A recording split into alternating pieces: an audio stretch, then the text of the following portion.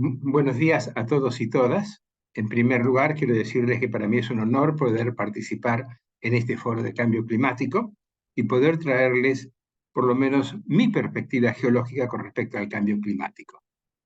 Es cierto también aclarar que existen mensajes contradictorios acerca del cambio climático o calentamiento global. Eh, Hay algunos que dicen que debemos intentar detener el incremento de temperatura media para que no pase los 1,5 grados centígrados, lo que sería un avance fundamental para evitar un desastre planetario. Por otro lado, hay otros que dicen, hagamos lo que hagamos, ya hemos alcanzado un punto de no retorno en la concentración atmosférica de gases de efecto invernadero y nuestro desastre planetario ya es inevitable.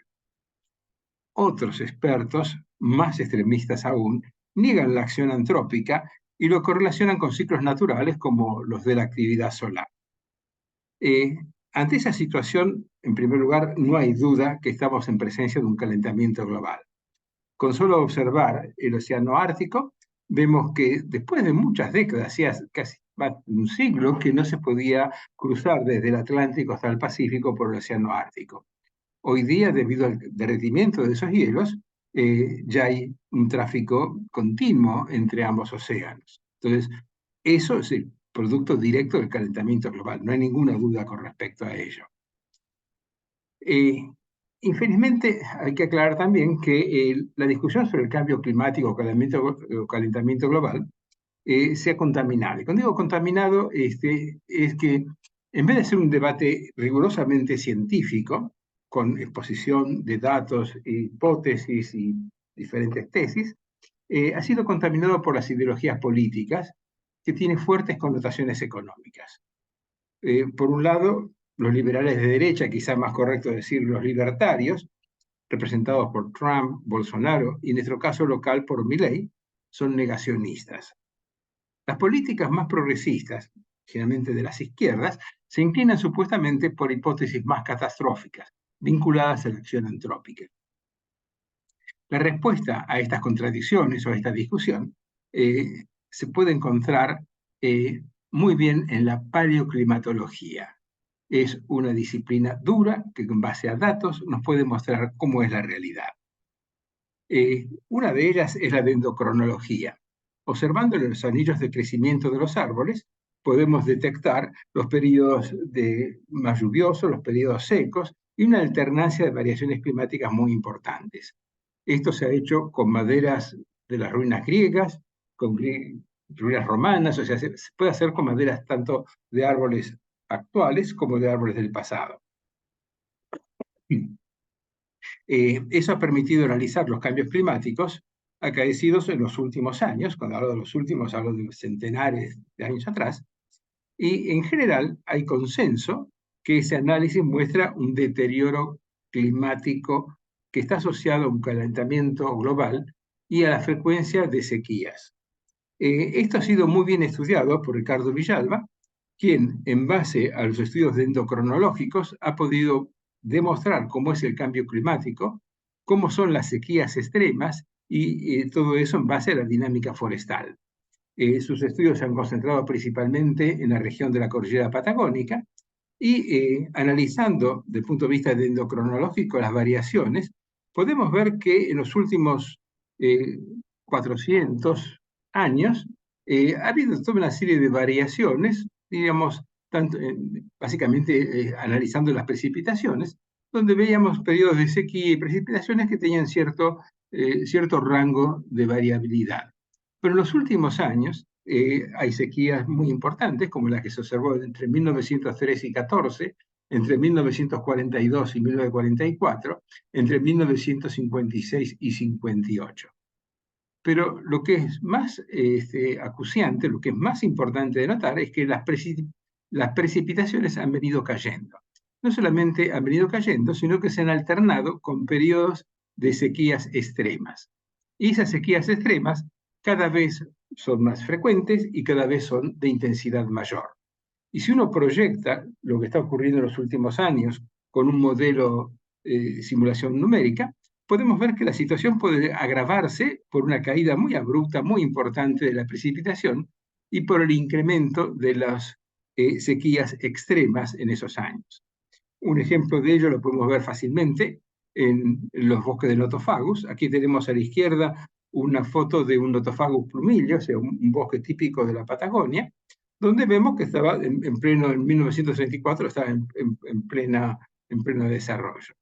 Cuando observamos el mismo bosque 70 años después, vemos que está profundamente deteriorado. Esto es resultado de esas sequías extremas que ha sufrido la dinámica forestal. En general, todos estos bosques patagónicos están en un ecotono, o sea, en un equilibrio metaestable con respecto entre la energía de vida que tiene el bosque, su dinámica forestal y las precipitaciones o el nivel de precipitaciones que tiene. No solamente lo podemos hacer de la dendrocronología, sino que hay otra disciplina, la arqueomalacología, que estudia las conchillas en base a los estudios isotópicos que se realizan en esas conchillas de moluscos, han podido verificar periodos de altas temperaturas. Un ejemplo es el que se ha registrado entre 230 y 40 a.C., que es lo que se conoce como el periodo cálido romano. Esos estudios isotópicos permiten saber la variación de las temperaturas a través de los años. También últimamente se ha trabajado mucho en los suelos, especialmente de zonas pantanosas, porque esas zonas pantanosas graban muy buen registro de años lluviosos, de años secos. Aquí tenemos un estudio realizado en los sedimentos del pantano de la Bramadora, en Sopetrán, una localidad que queda unos 50-60 kilómetros al norte de Medellín, en Colombia, donde se ha podido constatar la existencia de climas estacionalmente muy contrastados. Pasa de llanuras aluviales a un régimen torrencial, a un pantano de hierbas, a un pantano arbóreo.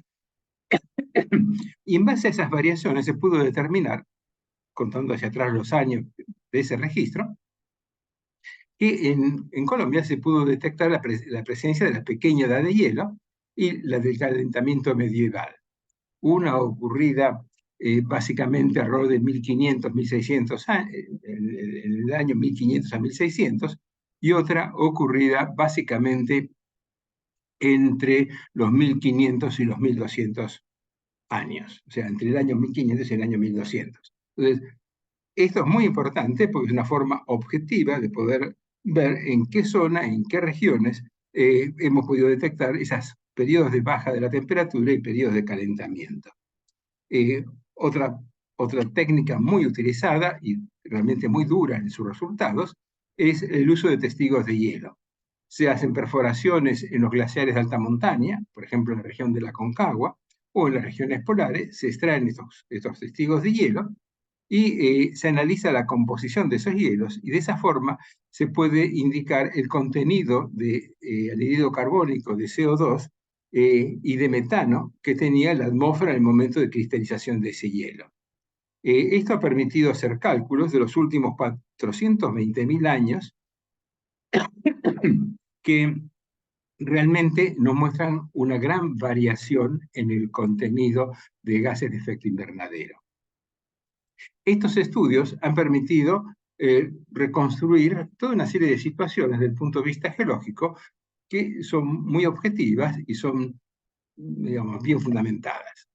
Ellos nos muestran que el 80% de la historia geológica de la Tierra ha experimentado un clima mucho más cálido que el presente. En segundo lugar, este periodo actual en el cual vivimos, el Holoceno, es probablemente un periodo interglacial. ¿Qué significa esto? Evidentemente que no se puede negar de que puede producirse un nuevo periodo glacial, dado que la Tierra podría tener un nuevo enfriamiento con esos ciclos de enfriamiento y calentamiento típicos, controlados por la expansión y retroceso de los glaciares. Sin embargo, si limitamos nuestro análisis a los últimos 20.000 años, se pueden reconocer 4 periodos más cálidos que el presente. Y me gustaría darles un ejemplo local que nos permite ver, especialmente en las barrancas de Belgrano, cómo fueron esos periodos más cálidos y cómo podemos saber la importancia que han tenido. Ante todo, digamos, existía en Buenos Aires una antigua calera, o sea, producía cal, los franciscanos, que actualmente queda en la intersección de las calles Avenida Pampa y Arribeños. en plena Barrancas de Belgrano. En esas barrancas existían esas escaleras estaban asociadas a una pequeña iglesia, el antiguo oratorio de los franciscanos, que fue construido ya por 1778. Y interesante, ese oratorio había sido hecho para la atención religiosa de quienes trabajan en la calera de las barrancas. Ese oratorio fue construido en el año 1800, bueno, perdón, ese oratorio en el año 1855 pasó a incorporarse al nuevo pueblo de Belgrano cuando empezó a crecer Belgrano a su posición actual.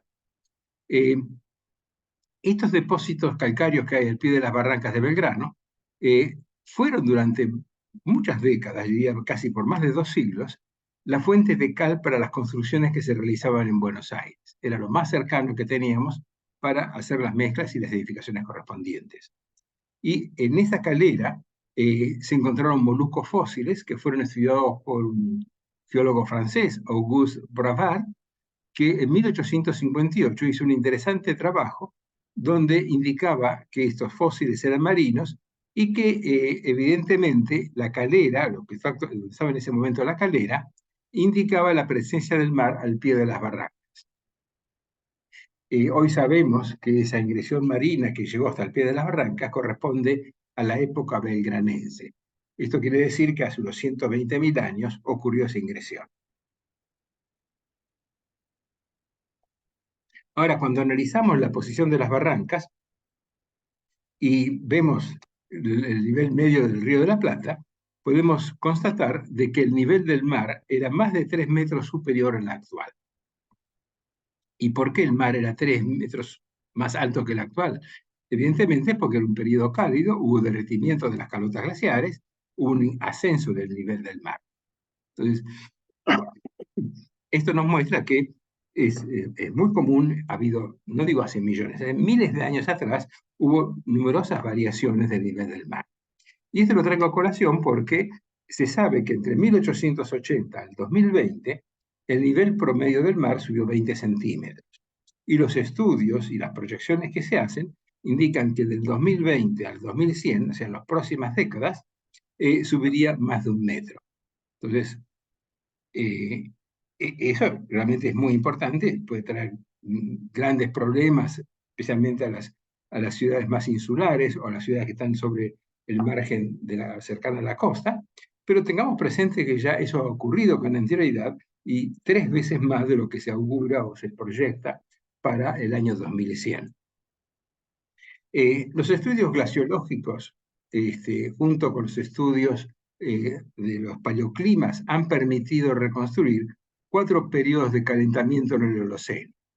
Un óptimo climático Holoceno, que ocurrió básicamente entre los 8.000 y 4.000 años, que tuvo una anomalía climática con temperaturas entre 1,5 y 2 grados centígrados superiores a las actuales. Hay otro periodo cálido minoico, aproximadamente entre 1500 y 1200 años antes de Cristo, cuya anomalía climática tenía una temperatura superior a 1,2 grados centígrados a la actual. Otro dato interesante es el periodo cálido romano. Hace aproximadamente entre 250 y 400 años después de Cristo, o sea, 250 antes de Cristo y 400 después de Cristo, presentaba una anomalía de temperatura de más 0,6 grados centígrados con respecto a la temperatura actual. Y después, si es un poco más corto, hubo un periodo cálido medieval, que una época aproximadamente entre los 700 y el 1200, que fue 2 grados centígrados más cálido que nuestro periodo actual. Esto ha sido muy importante en la historia, por lo menos en la historia europea, dado que posibilitó los viajes de los vikingos a través del Atlántico Norte y poder llegar a las costas americanas.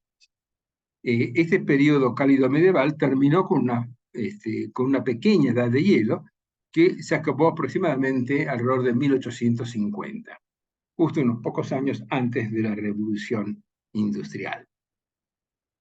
La Edad Media nos muestra numerosos ejemplos donde los rendimientos de los cultivos, especialmente en Europa, fueron realmente extraordinarios. Gran parte de Europa estaba cultivada, y eso fue lo que dijimos anteriormente, que permitió a los vikingos poder llegar a las costas de Groenlandia y a las costas del norte de América del Norte, y hacer una serie de cultivos, y fueron los primeros básicamente que llegaron a esas costas. Hay numerosos estudios de la Columbia Climate School de Estados Unidos, que es una institución especializada en análisis del cambio climático durante esa época. O sea, no hay dudas que hubo un óptimo climático medieval muy importante. Inmediatamente después de ese óptimo medieval, ese periodo cálido, vino la pequeña edad de hielo. Esa pequeña edad de hielo ha quedado registrada en numerosos cuadros de época que nos muestran que en esos años la temperatura fue muy inferior a la actual. Entonces, en este gráfico ponemos las anomalías de temperatura, tenemos un alzamiento que corresponde al óptimo climático medieval, y luego la pequeña edad de hielo.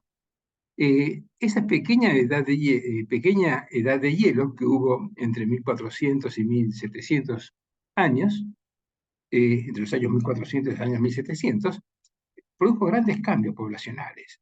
Es conocido en la historia la invasión de los bárbaros del norte. ¿Qué pasaba? Que en los países más al norte de Europa tenían un clima cálido, podían tener sus cultivos y tenían una vida normal hasta que se empezó a enfriar. Y cuando se empezó a enfriar, no se podía seguir cultivando, había una hambruna generalizada, y fue la famosa invasión de los bárbaros hacia el Mediterráneo. Invadieron varios países, tomaron control de otros. Realmente eso fue producto de un importante cambio climático, una disminución de la temperatura que lo llevó a la edad de hielo. Siempre se ha sostenido que esa edad de hielo ha sido estudiada, ha sido reconocida, ha sido identificada fundamentalmente en el hemisferio norte, pero día a día hay más evidencias de que esa pequeña edad de hielo también se ha registrado en ciertos sectores del hemisferio sur. Me gustaría contarles una historia que a mí siempre me impresionó, la de Santa Rosa de Tastil. Santa Rosa de Tastil queda en Salta, queda a mitad de camino entre La Puna y las llanuras pedemontanas. Fue una de las ciudades más importantes precolombinas que hubo en territorio argentino, y es interesante leer las descripciones que hace Diego de Almagro, quien pasó por esas ruinas en 1536. ¿Y qué es lo que le sorprendió a Diego de Almagro? Ver que estaba todo intacto. Evidentemente no había habido una guerra porque los caseríos se mantenían, las paredes estaban perfectas, las terrazas de cultivos estaban todavía en pie, y realmente no entendía por qué la población se había ido. Y cuando ve la gran cantidad de cultivos que hay en la zona, o que hubo en la zona, y la gran densidad poblacional que tenía esa ciudad, realmente muy importante en su momento, vio que habían dejado todo eso y se habían bajado hacia la llanura a pie de la cordillera. Es conocido que cuando tenemos un periodo glacial o se enfría, digamos, la región montañosa, empieza a disminuir las precipitaciones, no hay lluvias, se forman desiertos periféricos, y esto podría ser una explicación de por qué en Santa Rosa de Tastil la población tuvo que abandonarlo sin motivos, digamos, de guerras o cambios de otro tipo. Sería una posible evidencia de que en este sector la pequeña edad de hielo en 1536 afectó a la población de Santa Rosa de Tastil. Cuando observamos la concentración de anhídrido carbónico en relación al crecimiento humano, vemos que hubo toda una serie de variaciones, en primer lugar muy suaves. Ustedes pueden ver aquí que al principio crece lentamente, se mantiene estable en los últimos 3000 años, pero a partir de 1760 empieza a crecer muy rápidamente. Y cuando uno compara el crecimiento del anhídrido carbónico con el crecimiento humano, ve que hay casi una relación directa. El aumento de la población tiene una relación 1 a 1 con el crecimiento de la concentración del anhídrido carbónico. A su vez, aquí podemos ver en forma más completa el incremento inusitado de los gases de efecto invernadero, producto de las variaciones climáticas que se observan en los últimos 800.000 años. Vemos, por ejemplo, que hubo variaciones asociadas a las diferentes glaciaciones.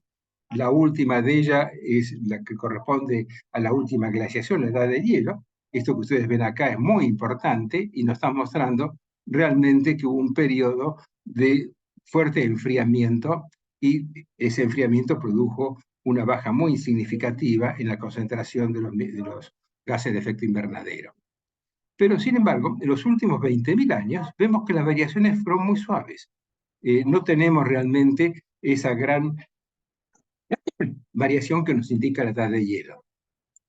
Esas variaciones de producto de los últimos 20.000 años tiene un periodo que se conoce, que hablamos anteriormente, la pequeña de hielo, que es casi insignificante en comparado a la última glaciación.